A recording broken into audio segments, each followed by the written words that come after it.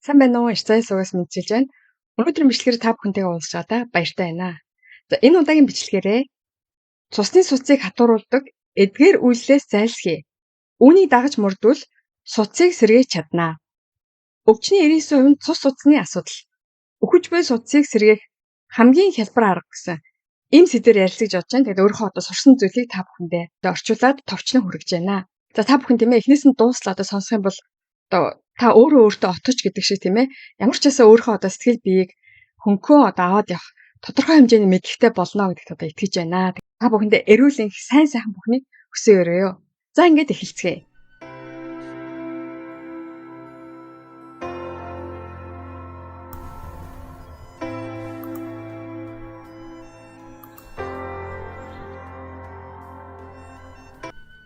Цусны суцыг сэргээх 4 гол зүйл.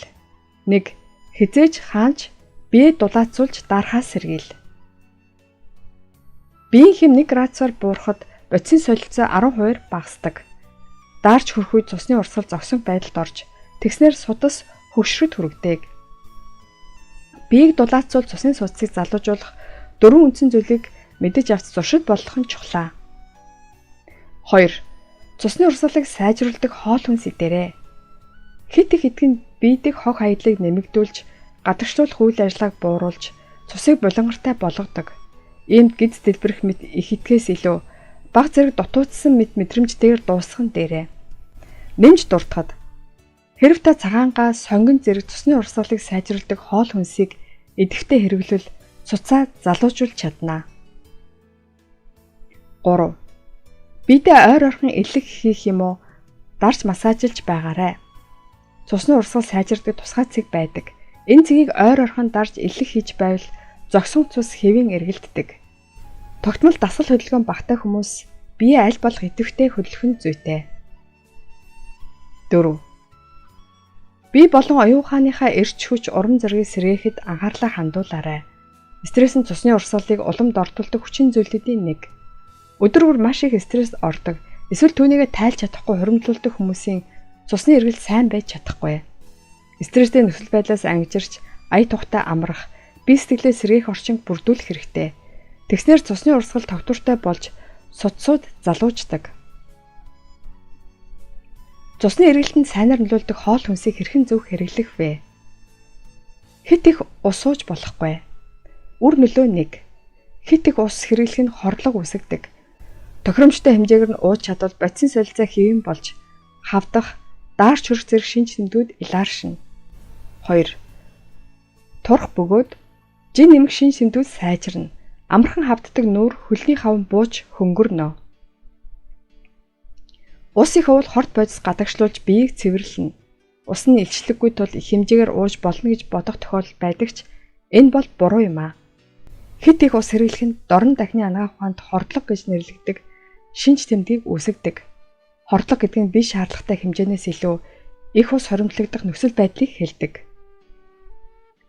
Хордлого нь дааралт болон хавдалтыг уламд ордуулж болзошгүй. Ус угаж шууд өөх болж хуурахгүй ч бид их ус хоримтлагдвал жин аяндаа нэмэгдэж хүн тарган харагддаг. Тиймээс усыг нэг дор их хэмжээгээр уухын оронд баг багаар ууж өдөр тэрэглэх нийт усны хэмжээг 2000 мл-ээс бага байлгах нь зүйтэй. Хит их хүйтэн ус ууж болохгүй. Тасалгааны хэмд байгаа усыг баг багаар ууж хэвшээрэй. Ялангуяа бодисын солилцооны хам шинжтэй цусны эргэлт муу daarамтгай хамттай хүмүүс усыг хэрхэн зөв уух талаар зөвлөж байна. 1. Мөсөөр дүргсэн хүйтэн ус уух нь биеийг daarуулдаг тул боломжтой бол өрөөний температурт ус ууж байгаарай. Бие даарснаар цусны эргэлт бодисын солилцоо жигд явагддаггүй. Зуны улиралдаж тасалгааны хэмд ус ууж заншицгаая. 2. Цангах тусам усыг аажим баг багаар уугаарай. Нэг дор их хэмжээний ус уух нь хорлого үүсгдэг тул цангах үедээ баг багаар ууж хэвшээрэй. Хоол идснээр усаа нөхөж чаддаг тул их хэмжээний ус албаар уух шаардлагагүй. 3. Хэрэв та маш их хөлөрдөг бол ус нь баг зэрэг давс хийж уувал зүгээрээ. Их хөлөрхөн шингэн алдалтад хүргэдэг тул давсаа нөхөх хэрэгтэй. Гэсэн хэдийч давс хэтрүүлэн хэрэглэх нь хаван үүсгдэг тул 500 мл усанд 3-1 цайны халбаг давс хэрэгэлдэг стандарт байдаг. Чанж болгосон хүнсийн ногоо дээрээ үр нөлөө 1. Ногоог халуун бүлээнээр идэх боломжтой. 2. Хүнсийн ногоог чанах үед тэдгээрийн эзлэхүүн буурч илүү их хэмжээгээр идэх боломжтой. 3. Хүнсийн ногоог чанаж идэхэд шим тэжээл нь биед илүү сайн шингэдэг. Хит их түүхийн ногоо идэх нь цусны урсгалыг бууруулдаг. Тиймээс түүхий биш чанж болгосон ногоо идээрэй. Хүнсийн ногоо нь эрүүл мэнд, гоо сайхан чухал бүрэлдэхүүн хэсэг боловч тэдгээр нь бүгд сайн бишээ. Биеийг хөргөдөг ногоо болон биеийг дулаацуулдаг ногоо гэж байдаг. Энэ түгээгээр нь идвэл биеийг хөргөж цусны урсгалыг муутгадаг хүнсийн ногоо гэсэн үг гээ. Улаан лойл өргөс тэмх зэрэг нь зуны улирал тохирсон хүйтэн чанарын хүнсийн ногоо, харин лууван, сонгин зэрэг нь өвлийн улирал тохирсон хүнсийн ногоо тул улирлаар нь ангилдаг гэдгийг санаарай. Бие хөрөөхгүйгээр ногоо идэх гэвэл чанж идэхийг зөвлөж байна. Харин халаахад шим тэжээлээ алддаг хүнсийн ногоо байдаг тул шүл хийж идвэл бүх шим тэжээлээ авах боломжтой. Арьсан жаахан барцаагаад байгаа юм уу? Эсвэл дархлаас султай хүмүүс цусны эргэлтэнд тусалдаг хүнсийн ногоо идэхийг зөвлөж байна. 1. Улаан лойл. Улаан лойлд агуулгадах ликопен нь арьсыг сайхан болгодог. Улаан лойлд агуулгаддаг улаан пигмент болох ликопен нь хөгшрөлт, хорт хавдар, цусны хатуурал үүсгдэг чөлөөт радикалуудыг устгадаг хүчтэй антиоксидантын үйлчилгээтэй. Ликопен нь халуунд тэсвэртэй тул улаан лойлын кетчуп зэрэг боловсруулсан хүнсний бүтээгдэхүүнээр дамжуулан хэрэглэж болно. 2. Сонгин. Сонгины цусны урсгалыг цэвэршүүлдэг олон найрлагатай. Сонгины хурц үнэрийн шалтгаан нь цусан дахь муу холестеролыг бууруулдаг аллицин, цусны өтгөрөлд үүсгэж сэргэлдэг пиразин хэмээх бүрэлдэхүүн хэсэг юм а. Үүнээс гадна халсанд агуулгадах квицетин хэмээх найрлага нь улаан лойлын шиг антиоксидант нөлөөтэй байдаг. 3. Брокколи. Брокколийн цусны урсгалыг сайжруулж ханаа томоноос сэргийлдэг. Мөн арьсны гоо сайханд өндөр нөлөө үзүүлдэг витамин С, антиоксидант хүчтэй бета-каротин зэрэг шин тэжээлэр баялаг. Тиймээс дархлаа нэмэгдүүлэх, арьс арчилгаа, судас хатуурах өвчнөөс урьсан сэргийлэх үр дүнтэй. Гэртээ ч гэсэн босруулсан хоол идэхгүй байвал сайн. Үр нөлөө 1. Босруулсан хоол хүнсэнд давс ихтэй байдаг тул цусны даралтыг улам бүр дордуулдаг. Босруулсан хоол хүнс хэрэглэхгүй бол цусны даралтыг хянаж цуцыг эрүүл байлгах боломжтой. 2. Хэрэв та босруулсан хоолноос татгалзвал бие махбодтой хэрэгтэй зүйлээ сонгож идэж чадна. 3. Босруулсан хоол хүнс нь эрүүл бус нэмэлтүүдээр дүүрэн байдаг. Ийм хоол хүнснээс холдож дотроо цэвэрхэн байлгаарай. Бид хэрэгтэй шин тэжээлийг нь шалгаж идэх зүйлээ анхааралтай сонгуул сайн. Бид завгүй эсвэл залхуурхдаа гэцээ босруулсан хоолоор дүүргдэг. Хагас босруулсан юм уу босруулсан хоол хүнс нь хит их давс элсэн чихэр өөх тос агуулдаг. Чихэрлэг, давслаг, өөх тостой хоол идэх тэр агшинд тархинд допамин ялгардаг. Тийм учраас туршил мэд түүн рүү тэмүүлдэг. Нэмж дуртахад босруулсан хоол хүнс нь бидний бие шаардлагатай уурга, витамин, эрдэс бодис, эслэгийг агуулдаггүй. Тиймээс энэ илчлэг ихтэйч шин тэжээлийн дутагдлалд оруулдаг. Үүнээс гадна нэмэлт элдв бодисын хэмжээ санаа зовоохоц их байдаг тул бие модтой хэрэгтэй шин тэжээлээ авч зөв зохистой хэрэглэхэд анхаараарай. Цусны даралт ихсдэг, өтгөн хатдаг, сэтгэлийн байдал нь байнга өөрчлөгдөх хүмүүс босруулсан хоол хүнс хэрэглэхээс зайлсхийх хэрэгтэй. 1. Дэлгүүрийн бэлэн хоол. Дэлгүүрийн бэлэн хоолыг муутгаас сэргийлж эсвэл илүү дур булаам харагдуулах зорилгоор нэмэлт бодисуудыг хэрэглэдэг. Ялангуяа шарсан хоол агуулсан бэлэн хоолнууд илчлэг ихтэй байдгийг анхаараарай. 2. Аягтай гоймон, копрамен. Нэмэлт бодис их хэмжээгээр агуулгатаа зогсохгүй. Ихэнх орцонд гоймон, өөрөөр хэлбэл нүүрс ус учраас хит их сахар идэж байна гэсэн үг ээ. Тосон шарсан гоймонгийн хувьд хит их өөх тос агуулдаг. 3. Бекон. Бекон маш их будагч бодис, хадгалтын бодис зэрэг олон нэмэлт бодис агуулдаг. Түүхийн эд болох мах нь ихэвчлэн чанар муутай байдаг. Үүнтэй адил шалтгаанаар боломжтой бол хям бүтээгдэхүүн идэхгүй байх нь дээрээ. 4. Маргарин. Маргарин нь угийн шингэн байдаг тоснд нэмэлт бодис хийж хатуу зүйл болгон боловсруулдаг. Маргаринд агуулгадах транс тосны хүчлүүд нь зүрхний өвчин болон бусад өвчин үүсгдэг гэж үздэг тул зарим улс орнууд үүнийг хуулиар хоригдсан байдаг. Бие барьж массажлах замаар цусны эргэлтийг хэрхэн сайжруулах вэ? Ходоодыг дулаацуулж гар хөлийн үзүүрийн хүйтийг намдаан. Үр нөлөө 1. Ходоод нь бүх биеийн температурыг тодорхойлдог чухал хэсэг юм а. Хэрэв та ходоодыг хөнгөн дарж илж өгвөл цусны эргэлт идэвхжиж бүх бие дулаацах болно. 2. Эмэгтэй хүний хувьд хүүснээс 4 хурууд доошоо гараараа бүлээцүүлбэл сарын тэмдгийн өвдөлт багаснаа. 3. Хоол боловсруулах систем зэрэг дотоод эрхтний үйл ажиллагааг тогтворжуулах зүүнний олон цэгүүд байдаг. Биеэ дулаацуулж массажлан эллэг хийж байгаарай. Ходоодоо дулаацуулах нь таны бүх биеийг дулаан байлгана. Хэрэв та зүүнний цэгийг сайн мэдэхгүй бол зүгээр л гарынхаа алгаар хэвлийн хэсгийг дулаацуулах нь үр дүнтэй юм а. Шаагаа эргүүлсээр биеийн доод хэсгийн цусны урсгалыг сайжруулдаг. Үр нөлөө 1. Шагааг эргүүлэх нь цусны эргэлт сайжирч үе мөчний үзүүрт урсгал хүрч бие дэх янз бүрийн шинж тэмдгүүдийг сайжруулдаг. 2. Чиг бам, хог хаягдлын солилцоо идэвхжиж биеийн доод хэсгийн хавн намднаа. 3. Хэрэв та үүнийг өдөр бүр хийвэл ар цагны гажуудал аажмаар сэргэх болно. Хөл гарын үзүүрэнд хүйтэн байдаг хүмүүсийн цусны эргэлт муу байдаг. Зүрхнээс хамгийн хол байгаа хөл нь цусны урсгал сул байдаг хэсэг юм а. Ялангуяа хөшөр тусам хөлийн хурууны үзүүрт цусны эргэлт муу болдог. Хэрвээ хөлийн хуруунууд тань хүйтэн бол цусны эргэлт муудах шинж аль хэдийн эхэлсэн байна. Хөлийн хуруу хүртэлх цусны эргэлтийг хэрхэн сайжруулах вэ? Энгийн арга бол шагаагаа эргүүлэх дасгал. Хэрэв та үүнийг цагийн зүйний дагуу болон цагийн зүйний эсрэг 20 орчим удаа хийвэл таны хөл аажмаар дулаацах болно. Гарын хураагаа атгас суллах, буугаа эргүүлэх зэрэг дасгалыг хамтд нь хийвэл бүрт сайн. Бутлсан усыг өдөр бүр багаар ууна. Үр нөлөө нь 1. Хүйтэн ходоод гиз дулаарч дотоод эрхтнүүдийн цусны урсгал сайжирна. 2. Дотоод эрхтний температур нэмэгдэхэд бодисын солилцоо идэвхжиж жингээ хасахад хялбар болно. 3. Гидсний үйл ажиллагаа идэвхжиж өтгөн хадалт арилна. Дотоод эрхтэнд дулаацах үед бие махбод өөх тосоо сайн шатаах боломжтой болдог. Халуун булаа усны эрүүл мэндийн арга нь их цаг хугацаа, мөнгө, хүчин чармаалтгүйгээр эрүүл болох энгийн арга юм а.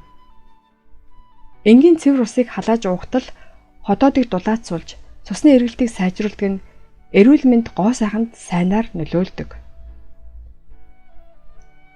Бид гар хөл зэрэг биеийн гадарх даарчихвэ гэж санаа зовдогч үнэндээ ходоод гэдс гэх мэт дотоод эрхтнүүд нь хүйтэнд өртөмтгөн хэсгүүдийн нэг юм а. Биеийн дотоод хэсэг хүйтэн болвол ходоодны цусны эргэлт муудаж хоол шингэхгүй, өтгөн хатах төдийгүй, арьс хуурай ширүүн, үс хэврэг, хуграмтгай болдог. Эдгээр шинж тэмдгүүдийг бүлээн ус баг багаар ойр орхон ууж ходоодыг дулаацуулснаар сайжруулж болно. Бүлээн усыг хэрхэн зөв уух вэ? 1. Өдөрт уух усны дундаж хэмжээ, энэ зөвхөн усны дундаж хэмжээ 700-аас 800 мл байна. Гэхдээ хит их ус уух нь сайн биш учраас энэ нь дундаж стандарт бөгөөд үүнээс бага уух нь зөвөө. 2.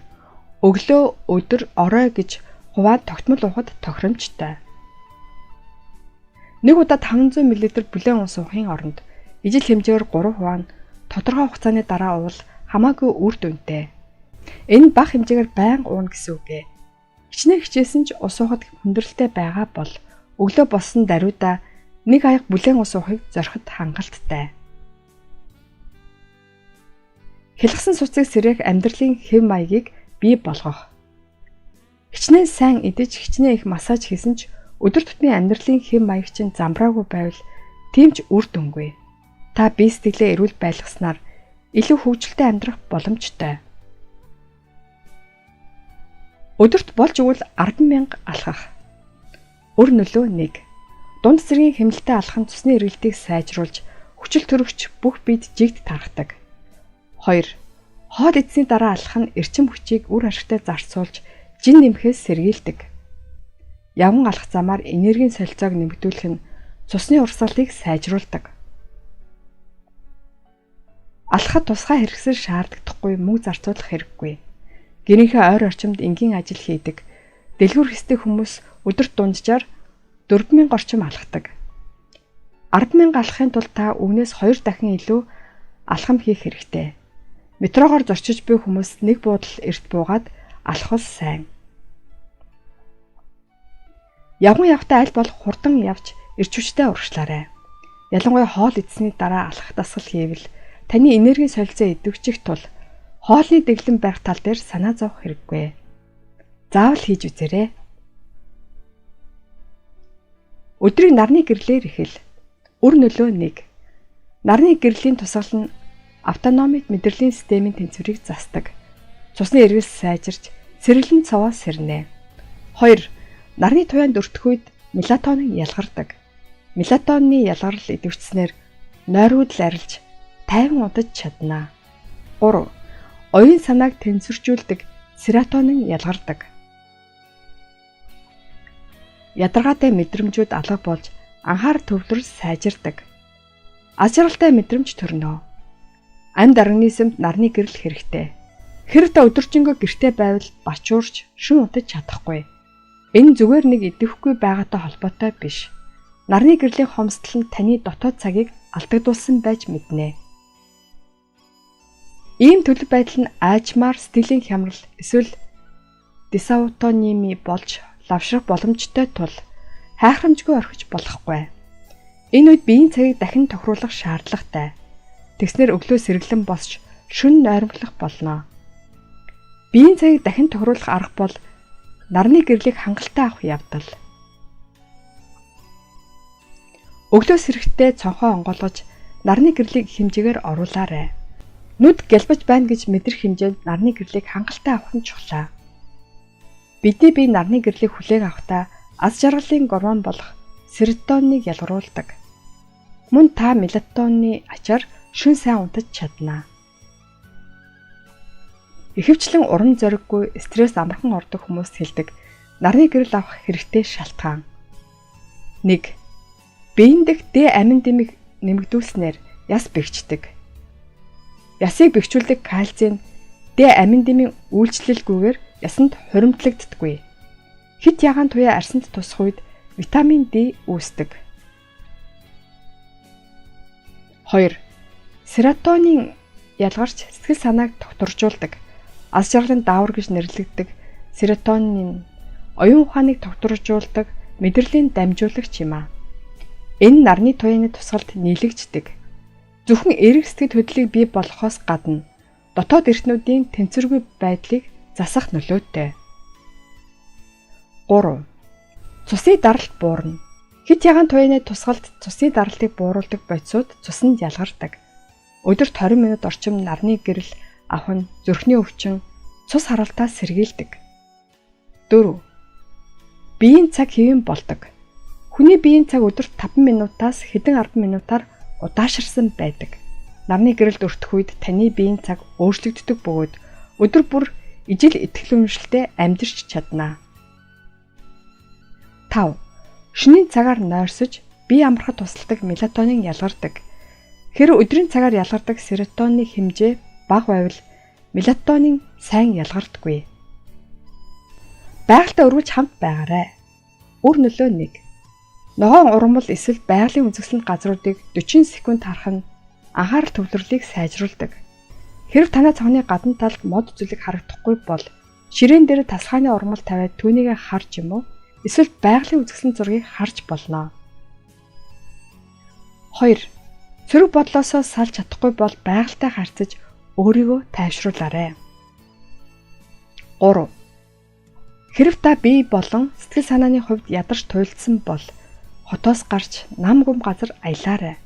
Тэгвэл тайвшир сэтгэл амарна. Энэ аяндаа цусны эргэлтийг сайжруулж эрч хүчийг сэргээнэ. Стресстэй үедээ байгальд очоорой. Ойд удаан алхах нь стрессийн гормон болох кортизолыг 16%-аар бууруулдаг болохыг судалгаагаар тогтоожээ. Байгалийн мэдрэх нь гутранг бодолтой байх үед идэвхждэг. Тархины урд талын бор гадаргын гематури багасдаг. Тэгснэр гутранг бодол аяндаа үгүй болно. Хотод амьдардаг бол байгальтай харьцах боломж тийм ч их байдаггүй ч байгалыг 40 секунд л мэдрэхэд хүний сэтгэл санааг өөрчилдөг гэдэг. Дэлгэц амраагч юм уу ширээн дээрээ байгалийн зургийг байрлуулж эсвэл эргэн тойрондоо тасалгааны ургамал ургуулад зүгээр л байн харж байх нь үр дүнтэй байдаг тул та сэтгэл тавгүй бачимдах үедээ хийж үзээрэй. Амралтаараа аль болох байгалыг мэдрэх боломжтой газараар аялж байгаарай. Муу цус миний биеийг устгадаг номын товчлыг орчуулан хүргэлээ. Бидний бие нийт цусны урт 90,000 км байдаг гэнэ. Биедэг цусны хэмжээ 4-6 литр. Биеийн жингийн 8%-ийг эзэлдэг тул судасны эрүүл мэнд маш чухал юм аа. Та бүхнийг өнөөдрийн номын агуулгыг сайтар ойлгон хэрэгжүүлж судасны эрүүл мэндэд анхаарч 99 нас хүртлээр эрүүл аз жаргалтай амьдрах гэж найдаж байна. Өвчний 99% нь цус судаснаас эхэлдэг. Ямар нэг онцгой өвчнөгүй мөртлөө яагаад энэ тэнд өвдөж таагүй мэдрэмж төрдөг вэ? Нас авах тусам өвдөж хөших нь байгалийн зам уу? Эцэст нь хэлэхэд энэ нь тийм биш ээ. Ямар шалтгаангүйгээр өвдөж ядарч сулдах шалтгаан нь муу наалдамхай цустай холбоотой байдаг. Энэ бичлэг танд таалагдсан бол хайртай дотны гэр бүл, найз нөхөд сонсоосоо гэж хүссэн бүхэл хүмүүстээ түгээгээрэй. Баярлалаа, баяртай. Та цаг хугацаанд нь амьдралдаа хэрэгтэй бас сонирхолтой мэдээлэл хүлээн авъя гэвэл subscribe-ийг дарж минь YouTube сувагт бүртгүүлнэ үү. Мөн лайк дараад хэрэгтэй хүнд нь шеэр хийж цааш түгээнэ үү. Баярлалаа.